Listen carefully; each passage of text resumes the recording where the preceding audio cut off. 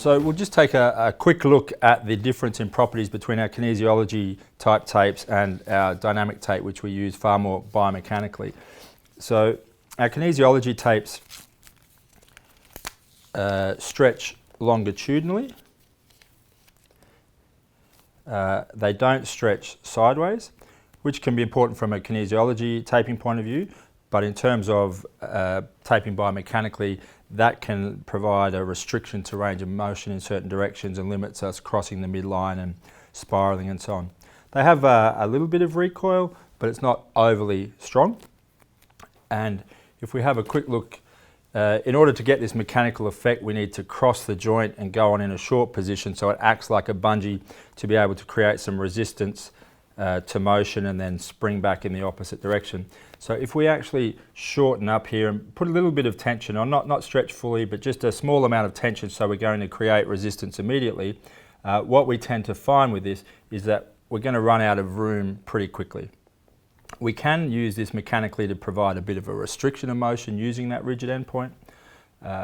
If we want to allow full range, we can allow full range by putting it on in that extended position, but then we don't have much of a mechanical effect in terms of decelerating motion and assisting motion. The dynamic tape stretches much further. It doesn't have the same rigidity to that endpoint, and that allows us to get on in a short position and still get through full range. And it stretches also in all directions so that we can cross the midline. Our muscles aren't all just longitudinal, so it allows us to more closely mimic the action of muscle by having recoil in multiple directions and a number of other benefits.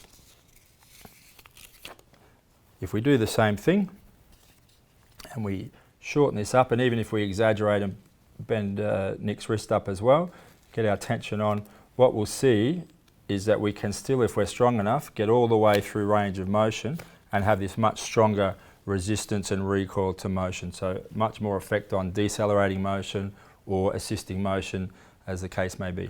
So we're just looking at the forces in the tapes, and we're going to compare a kinesiology tape with our original dynamic tape, and then also with the dynamic tape Eco to show. This tape actually is one of the stronger ones, has a bit of force coming in towards the end of range. But what you'll notice with these kinesiology tapes, they all follow a pretty similar pattern, as well as a lot of the four-way stretching nylon tapes, is that when we stretch them through range, we don't get any significant resistance. So that's not registering on here, and this is set to kilograms. That's 0.1 or less than 0.1 or 100 grams. Okay, we only start to get force coming in as we get to the end of the tape, which is there, and now it can load up, but I actually can't stretch the tape any further. So I've reached that rigid endpoint of the tape.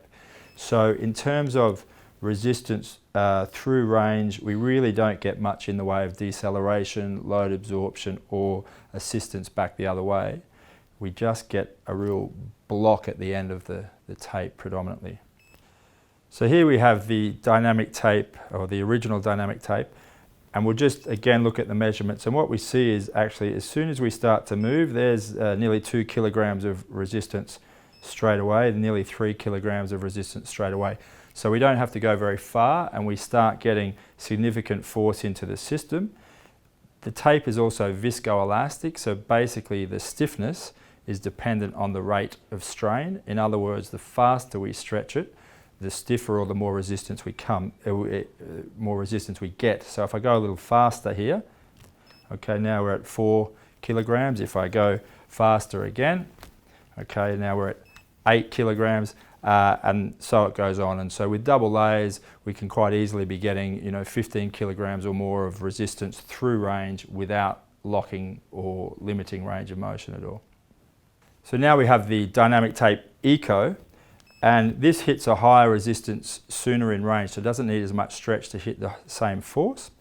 And we use this where there's not a lot of motion occurring, so it might be joints and ligaments, something like our medial elbow, our ankle sprains, and we want high resistance to help decelerate and manage those forces, but we can't use the movement to create the tension in the tape because there isn't much movement.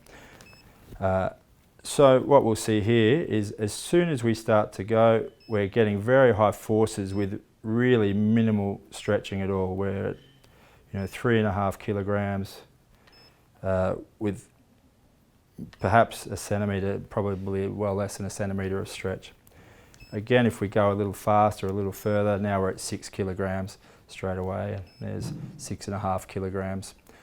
Again, if we go very fast or we double this up, we can be hitting very high forces immediately in range. So we can use that very nicely to help manage the loads through some of those other structures.